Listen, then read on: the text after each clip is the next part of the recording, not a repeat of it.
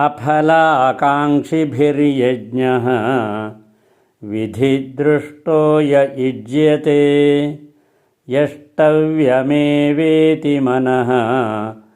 समाधाय स सात्विकः अभिसन्धाय तु फलं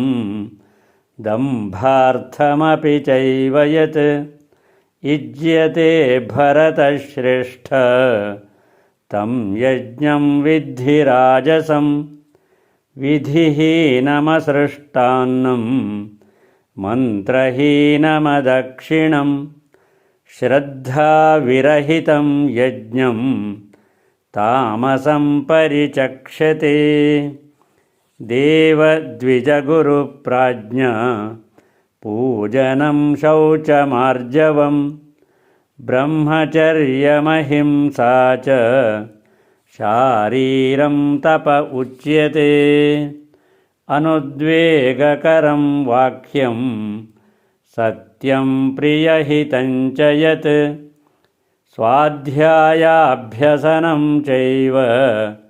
वाङ्मयं तप उच्यते